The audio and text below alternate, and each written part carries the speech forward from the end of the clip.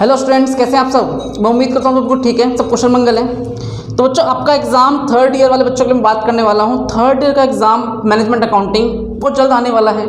तो इसके लिए कुछ मैं इंपॉर्टेंट क्वेश्चन लेकर आया हूँ थियोरेटिकल बेस्ड, जो बहुत इंपॉर्टेंट क्वेश्चन मुझे लगते हैं कि मैंने फील किया, मैंने समझा, मैंने देखा कि हाँ ये क्वेश्चन शायद इंपॉर्टेंट है आप बच्चों के लिए। अगर आप इन क्वेश्चन करके जाओगे तो आपको थियोरेटिकल में अच्छे मार्क्स आ सकते हैं। बाकी भाई जितना भी आप एक्स्ट्रा पढ़ रहे हैं बहुत अच्छी बात है, और जिन बच्चों ने तो कुछ भी नहीं पढ़ा, जो बच्चे चाहते हैं मैं तैयारी करूं, प्रैक्टिकल उनका इतना स्ट्रांग नहीं है, थ्योरी में वो कवर करना चाहते हैं, तो आप इन क्वेश्चन पर ध्यान दो और काफ़ी हद तक आपका एग्जाम क्लियर हो जाएगा। तो मैनेजमेंट अकाउंटिंग की बात करें तो पहला ही क्वेश्चन मैंने लिखा है, discuss the nature and scope of management accounting. बेटा मैनेजमेंट अकाउंटिंग से रिलेटेड क्वेश्चन तो पक्का आना ही आना है कि मैनेजमेंट अकाउंटिंग किसे कहते हैं, मैनेजमेंट अकाउंटिंग के स्कोप बताइए जो यहाँ पूछा गया है, मैनेजमेंट अकाउंटिंग के नेचर बताइए। पहली बात, मैनेजमेंट अकाउंटिंग में और फाइनेंशियल अकाउंटिंग जो आप 11 से पढ़ के आ रहे हो, फाइनेंशियल अकाउंटिंग और कॉस्ट अकाउंटिंग जो आपने सेकेंड ईयर में पढ़ा था, इसमें तीनों में क्या डिफरेंस है। देखो मिल गया question, difference between management accounting,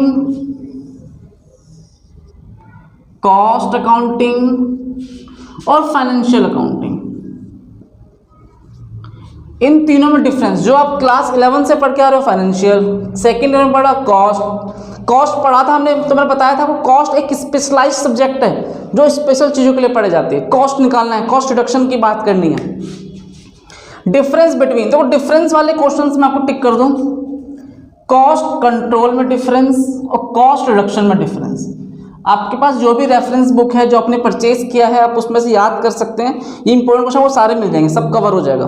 difference से बात करें तो कॉस्ट कंट्रोल, कॉस्ट रिडक्शन में डिफरेंस, एक ये डिफरेंस। फिक्स्ड बजट और एक फ्लेक्सिबल बजट, आपको जो मैंने प्रैक्टिकल पढ़ाया था उसमें डिफरेंस आ सकता है।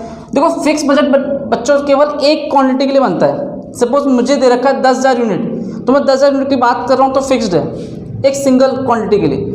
और फ्लेक्सिबल क्या होता है, चेंजेस। 10,000 के लिए भी जानना चाहता हूँ बजट, 5,000 के लिए भी, 15,000 के लिए भी, 20,000 के लिए भी, डिफरेंट क्वांटिटी के लिए हम बजट बना दें तो flexible. Right a short note zero based budgeting, ये बहुत इंपॉर्टेंट क्वेश्चन है आपका, छोटा सा नोट लिखने के लिए आएगा ही आएगा। देखो जब भी हम बजट बनाते हैं तो पिछले साल को रीड करते हैं, समझते हैं प्रीवियस ईयर में क्या हुआ उसके अकॉर्डिंग बजट बनाया जाएगा। समझे, प्रीवियस ईयर में अगर मेरे 10,000 खर्च हुए थे तो उसके अकॉर्डिंग मैं बजट बनाऊंगा, इस साल का प्रोजेक्ट करूंगा। तो ठीक है, जब भी हम बजट बनाएंगे तो हम किसको देखेंगे, अपने पास्ट को देखते हैं। लेकिन जो कंपनी बिल्कुल न्यू कंपनी स्टैब्लिश हुई है उसके पास तो पिछले कोई रिकॉर्ड ही नहीं है। कोई रिकॉर्ड है कि नहीं, नहीं है, बिल्कुल नई कंपनी स्टैब्लिश हुई है। तो वो कंपनी क्या करेगी, जीरो बेस बजटिंग की बात करेगी, मतलब वो जो बजट बना रही है वो किसी बेस नहीं है, वो किसी को देख नहीं रही है। और ऐसे वो कंपनी बना सकती है जो न्यूली कंपनी नहीं है, जो कंपनी चल रही है वो भी बना सकती है। वो चाहती है हम पिछले साल को ना देखें, अपनी बजटिंग अपनी नए करंट ईयर की बात करें। तो जीरो बेस बजटिंग का मतलब होता है know based on previous year, जो प्रीवियस ईयर में बेस्ड नहीं है। स्टैंडर्ड कॉस्टिंग जो बनाया था बेटा हमने, उसकी एडवांटेज और लिमिटेशंस थोड़ा अच्छे से करना, इंपॉर्टेंट क्वेश्चन है। स्टैंडर्ड कॉस्टिंग और एस्टिमेट कॉस्टिंग में difference. Break even point, break even point क्या होता है, ये क्वेश्चन जहां पर ना तो प्रॉफिट होता है और ना ही लॉस होता है, ऐसा पॉइंट, ना तो प्रॉफिट ना ही लॉस। थोड़ा सा रफली समझना, total fixed cost, total cost, sale, ये जो पॉइंट है ना बेटा क्या है, ये ब्रेक इवन पॉइंट, ना तो प्रॉफिट ना ही लॉस।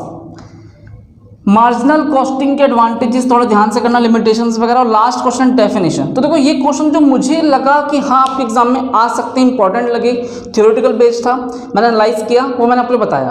आप जितना ज़्यादा इससे एक्स्ट्रा पढ़ना चाहते हैं आप पढ़ सकते हैं, लेकिन आप अगर इतना ही पढ़ के जाएंगे तो सफिशिएंट है जिन बच्चों ने तक कुछ नहीं किया। और जो बच्चों को थ्योरी में डाउट लगता है, मुश्किल लगती है थ्योरी, तो मैं उन सबसे कहना चाहूँगा इतने क्वेश्चन में फोकस करो, 100% आप थ्योरी क्वेश्चन अच्छा करके आएंगे।